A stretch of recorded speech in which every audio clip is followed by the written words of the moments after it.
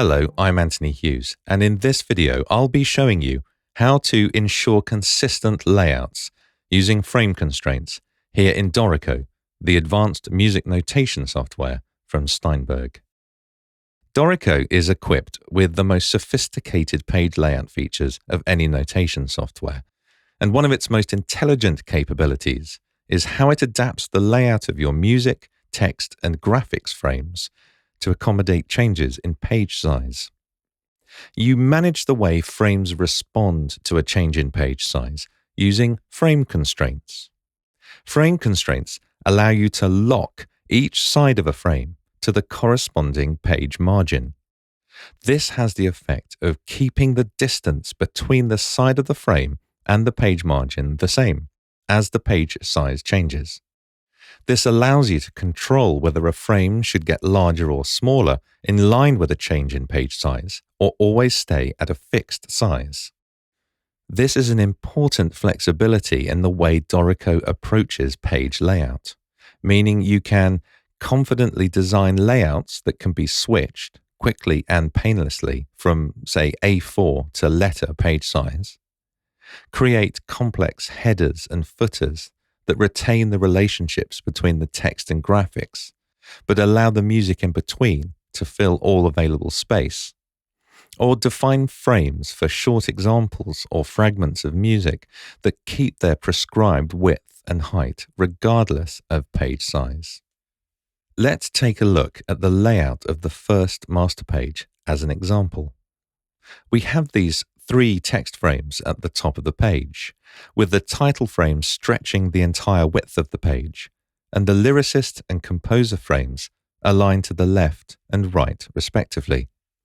At the bottom of the page, we have another text frame for copyright information, and then fitting perfectly between these text frames is one large music frame filling the majority of the page.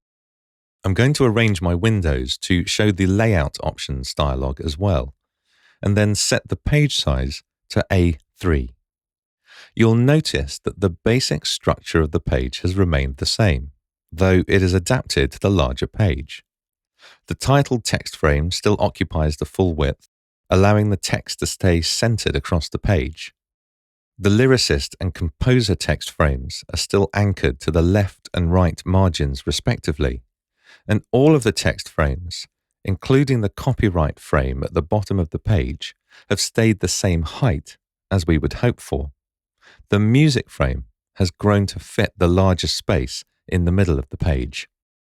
If we examine the constraints for each frame in turn, we'll see that the music frame is locked to each margin, which is why it has grown in all directions to fill the additional space.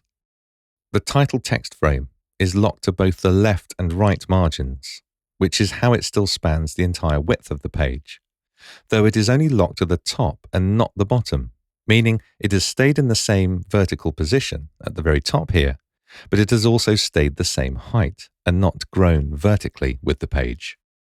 It's the same principle with the copyright frame at the bottom of the page.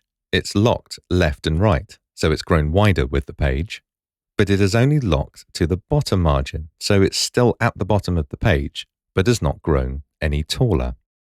The lyricist text frame is only locked to top and left, meaning it keeps its position relative to the top and left margins, but its width and height stay the same. The composer frame is the same idea, just locked to the right and not the left. So now let's see what happens if I make some changes to these settings. I'll set the page size back to A4, and this time I'll unlock the music frame from the right and bottom page margins. Now, when I increase the page size, the music frame stays the same size. And by turning those locks back on again now, we're going to preserve the distance between this edge of the frame and the right margin, and this lower edge to the bottom margin. So, reducing the size of the page now reduces the size of the music frame. When I open the Properties panel, you'll find these controls for setting precisely the distance between each side of the frame and the respective margin. And then when I unlock the music frame from the right and bottom margins, You'll notice that I am now able to set its width and height instead. Frames need to be locked to at least either the top or bottom margin and either the left or right margin.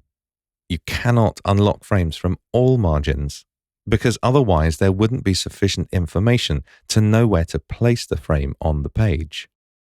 As a result, unlocking this frame from the top margin automatically switches on the lock to the bottom, and similarly with the left and right locks. If you've found this video helpful, please click the thumbs up button below to let me know you've liked it, and subscribe to our Dorico channel today to see many more videos like this one. I'm Anthony Hughes. Thanks for watching.